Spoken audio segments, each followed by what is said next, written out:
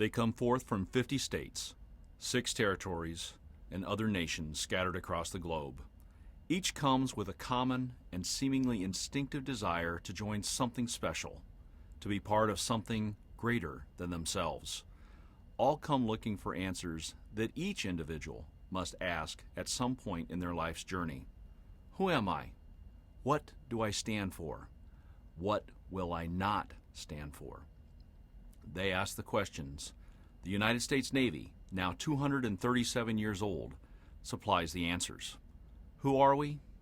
We are John Paul Jones taking his fast ship into harm's way and telling his enemy that there is always some part of us, no matter how much our backs are against the wall, that has not yet begun to fight. We are Isaac Hull, closing on the Guerriere, and Oliver Hazard Perry, at age 28, first building a squadron of green wood and then leading it against a more experienced force on the Great Lakes. We are David Farragut, damming the torpedoes that blocked his path at Mobile Bay, and Charles Gridley, firing when ready at Manila Bay. We are Albert Michelson in his lab, Alfred Thayer Mahan at his desk, and Grace Hopper at her keyboard. We are Charles Wilkes, surveying the ocean shores, and Matthew Maury, measuring its winds and currents.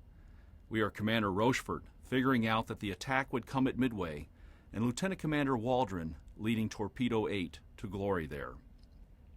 We are Sam Dealey, firing down the throat at 3 Japanese destroyers in one patrol, and Arleigh Burke, leading the Little Beavers at 31 knots at Cape St. George. We are Dory Miller, leaving his galley to man a gun, and Master Chief Carl Bashir, recovering a lost nuclear weapon from the bottom of the sea. We are Hyman Rickover, building nuclear submarines, and Ned Beach, taking them around the world, submerged. We are both Admiral Perry at the pole and Admiral Shepard on the moon. We understand the power in a name and the decision to turn a ship around without orders. What do we stand for? We stand for honor, such as that displayed by Admiral James Stockdale when he chose to attempt to take his own life rather than be broken by his torturers in Hanoi. His decision led to the end of torture as a tool in Hanoi. His command as senior ranking officer to return with honor allowed American POWs to return from that conflict with their heads held high. We stand for courage, such as that displayed by Boatswain's Mate First Class James Williams when he led 2 patrol boats through a fleet of armed sampans loaded down with North Vietnamese Army forces.